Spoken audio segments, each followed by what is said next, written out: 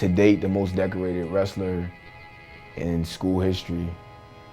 You know, if someone said that at 14, that I would do that, you would probably look at them and slap them. There's no way. There's no way this kid is going to make it through college. There's no way this kid is not going to be in jail one day.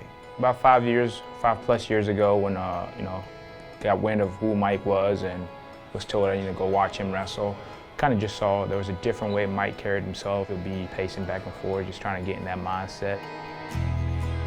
I was on the mat when I was 3 years old and wrestled all the way, my whole life. And it was my first wrestling picture, and I was crying while I was pinning the kid. And that was my first picture on the mat. I'm from Central New Jersey. I grew up in Plainfield, New Jersey. I grew up in a low-income, social-economic neighborhood that was pretty poverty-stricken. Was a lot of drugs. Was in the gang by the time I was 13. Just stealing cars. I mean, all types of. That's the lifestyle. It was at that time. It was intriguing to me. Getting on the bus and going home and us having to duck down, going through certain neighborhoods because, people that were at the bus stop with guns. That's stuff you see on TV. You can only imagine how someone lives if they're seeing that every day. If you don't think there's going to be a tomorrow, how would you live today? You're going to live like there's no tomorrow. So,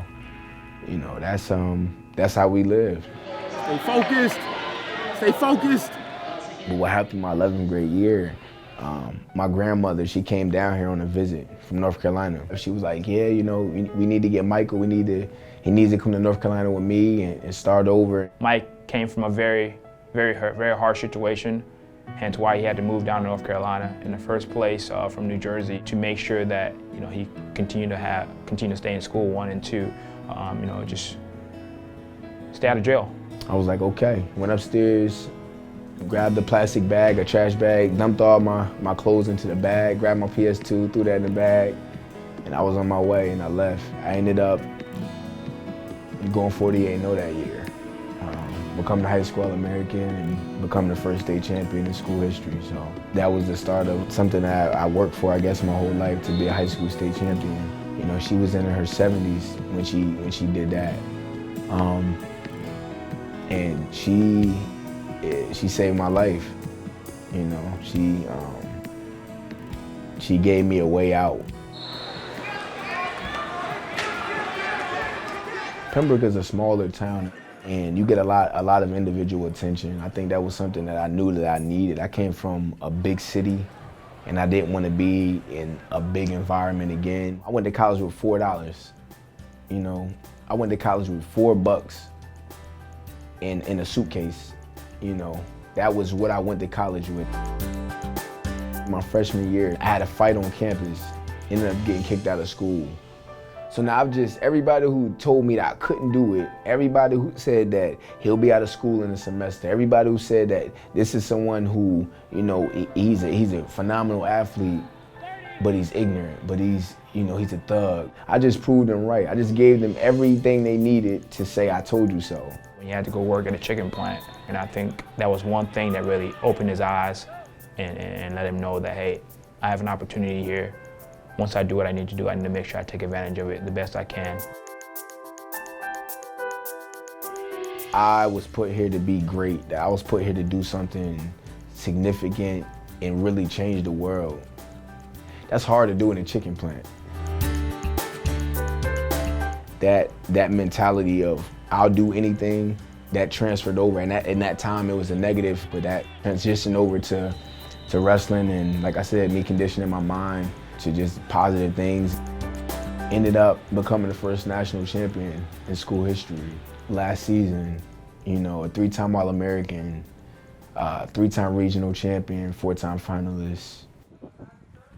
I'm at the NCAA tournament, and it's the last hurrah. This is it, and it's my last opportunity to do what I love to do and do what I've been doing my whole life. They went down to the athletes lounge, and Mike saw one of the banners in there was his photo in the finals last year. His eyes lit up like, whoa, this is amazing.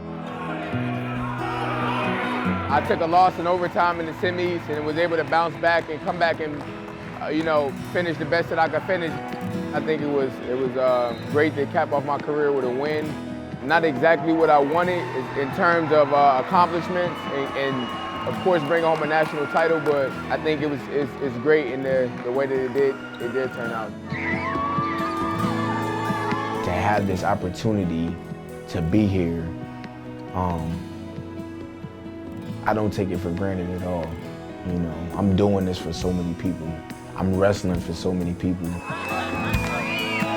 Those kids need mentors. They need someone there that can really, show them, try to lay the foundation for them, someone that's been there in their situation. And I think that was one thing Mike didn't have, a local Boys and Girls Club. I have no limitations. And win, lose, or draw, I'm a champion for the rest of my life because of where I came from and where I am now, So it's bigger than this one tournament. It's really a testament to, what type of athlete he's become, what type of person he's become. And I think one thing he continues to say is that everything I'm doing now is going to help me, a year from now, 6 months from now when I'm done with college. Come from the circumstances I came from and where I came from, and to be able to get a college degree and to go out into the world and market myself as someone who, I didn't drop out, I got the job done, definitely will be a great and gratifying feeling to get that degree and, start my next chapter of my life. So.